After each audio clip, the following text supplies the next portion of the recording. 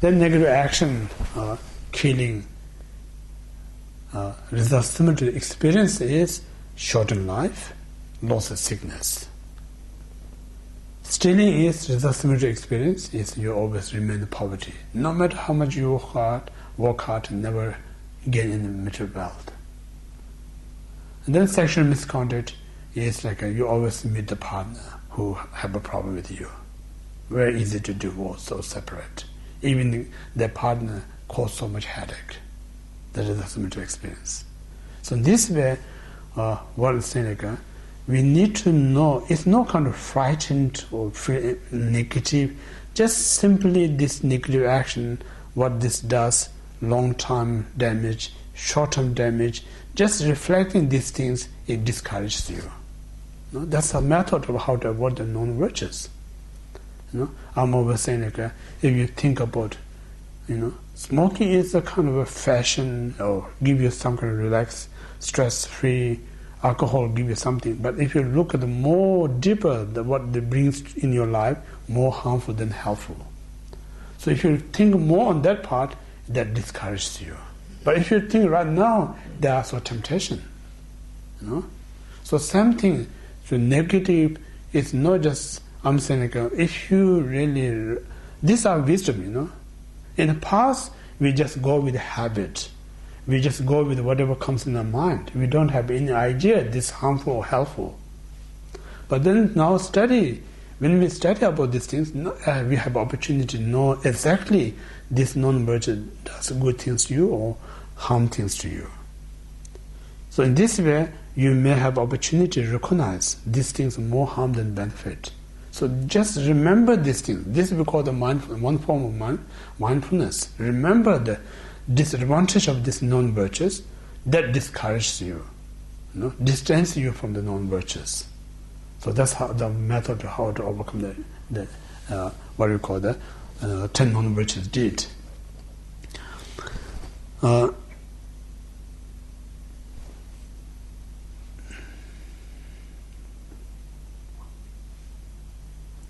Also, Precious Garland stated, suffering arising from the non-virtues did. The non-virtues lead you to lower realms. So these are very, I mentioned, like Nagarjuna, sometimes we say it's the second Buddha. So this word is such accurate. So this clearly stated suffering created by the non-virtues, and non-virtue also leads you in the lower realms. So in that point of view, if you really wish to free from suffering, not to end up in the lower realm, it's possible. The only way we can stop to not to end in that state, we need to avoid the non-virtues. So that's the first one. Now next one, the virtues, as I mentioned, the same thing as the 10 absence of attachment, anger, and ignorance. Whatever you do are the virtues. So another mentally, absence of coveting mind, harmful thought, wrong view is the virtuous mind. And then positive speech as a telling, absence of lying and so forth. And then positive action is the absence of killing and so forth. So this absence of this 10 is what we call the positive things. So this again, same thing, when you do every day, you do these positive things, and then you're doing this with the right intention, and then you don't have any negative obstacle to commit these virtues, and you're doing these 10 virtues with the people who are so important in your life, then it's more powerful virtues. So these powerful virtues, again, they have the same thing like a 4 result. The main result, rapid result, is higher rebirth, human gold realms. Then result similar to experience is like a result similar to action is like a next life, you're just born with have this positive mind, spiritual actions. And then result similar to experience is like a absence of coveting mind. Without much effort, you always fulfill your wishes. Very easy to come to your wishes.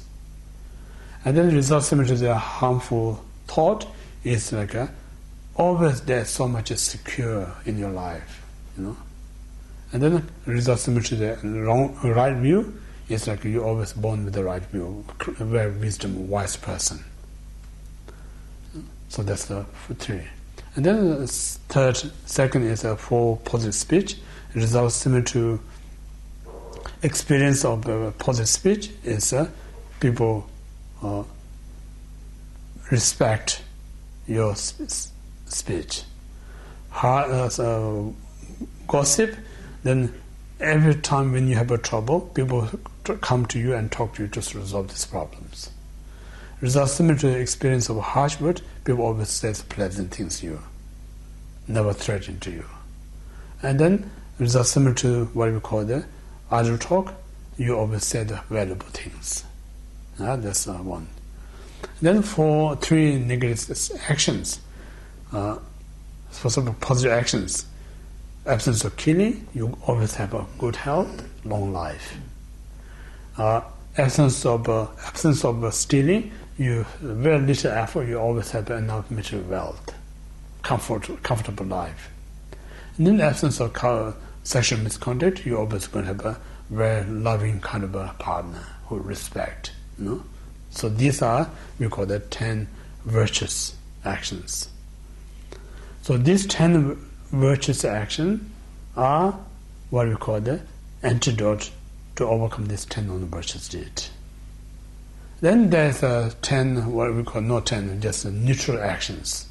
Neutral means neither virtuous nor non-virtuous, such as eating, cleaning, sleeping, traveling. These are the neutral. But this neutral also you can turn into the other positive or negative things. For instance, walking or traveling is neutral, but then you think, I have so much anger because someone told me something. I just want to go see him, tell him so much negative. The moment you have walking out from your door, at each step you can commit negative deeds. And then sometimes people say, I really need to train my mind, I need to meditate. And that motivation, you come, whatever from you, the moment you get into the car or walking, you're also virtuous. So in this way, because of motivation, change neutral into other virtues or non-virtuous. So in this reason, many meditator or great master kind of encourage people constantly every neutral things you turn into the virtues, then nothing is wasting. I think one of the circuit painted or some teacher they saying, so useful, while you're driving, they said, I'm driving towards the liberation, second sentient beings. When you're washing, think about washing all sentient beings, delusion mind. When you're eating, you think I'm eating all this meditative food. When I'm talking, I'm giving the Dharma teaching to all sentient beings. So if this were so many ways beautiful, you can transform every movement into the Dharma. So in that way, you're not wasting at all out there. So that's the neutral, how to turn the positive one.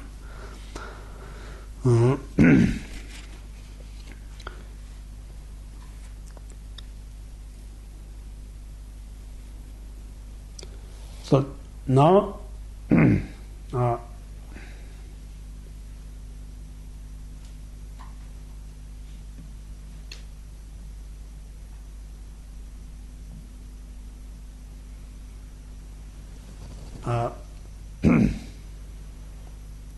the virtues we talk about, if you have attachment to samsara, you do not have renunciation. So now, attachment to samsara. So samsara, I think samsara issue really is, you can say, positive mind, negative mind, and neutral mind. All these are samsara mind. So if you attach any of these three, because if you attach to the negative, it brings you suffering. If you attach to the positive, it brings you suffering of change. If you attach to neutral, it brings suffering of condition. So it brings the 3 types of suffering. Yeah? So in this way, renunciation means like aware of these three attachments being suffering, and then abandoning this attachment. So when you abandon this attachment, then whatever you do, nothing is caused to reborn in samsara. No? Everything you do is free from the samsara. So this we call the renunciation. Renunciation means like a cause and condition that reborn your samsara. To free that cause condition is renunciation mind. Make sense or not? Huh? So this way, now you have to think about what I'm doing Dharma practice is to free me from samsara, or I'm doing this virtues to bring me happiness for this life and have a better rebirth in the future life. If you have that motivation, then you don't have a renunciation. So without renunciation, whatever you do, the virtues, that only brings you samsaric result, not leads you to nirvana state. Yeah? Okay.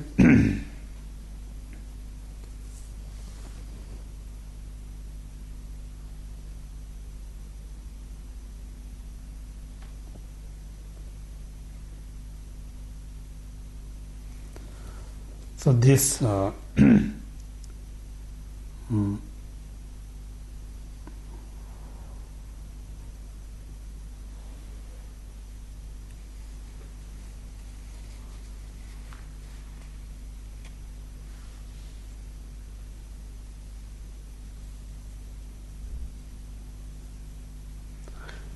So these are kind of again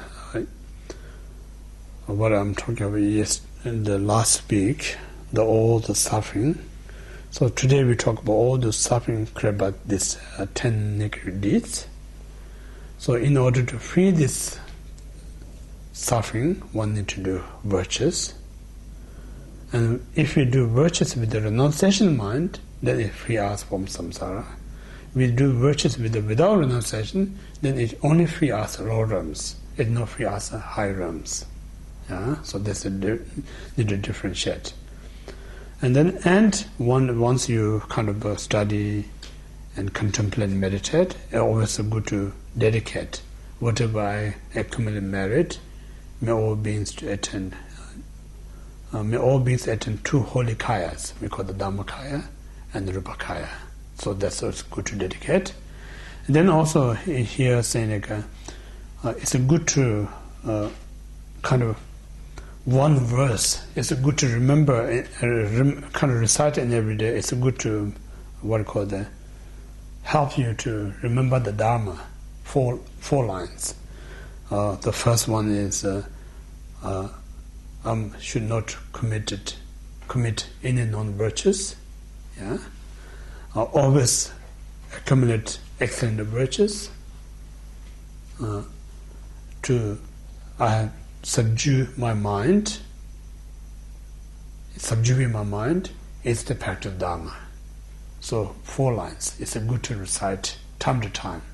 So if you recite time to time, that helps you to remember not just practice of virtues, rather practice Dharma. So means like every Dharma practice you do is a virtues. Every virtues that you do, not necessarily the Dharma. So it's two different things.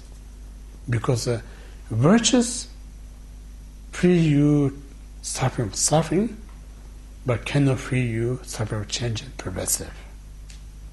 Dharma can free all these 3 suffering. So this way, every Dharma is a virtues. Every virtues cannot be Dharma. So can you see the differences? Yeah. So it means like without renunciation and bodhicitta, whatever you do the right things as a virtues. So this virtues only free you not to reborn lower realms, but you reborn higher realm. So higher realm you can still have a cycle of change and pervasive. When you to practice Dharma, must either renunciation or bodhicitta. So with the bodhicitta renunciation, it frees you samsara. So you free for all the 3 suffering. So that's the differences.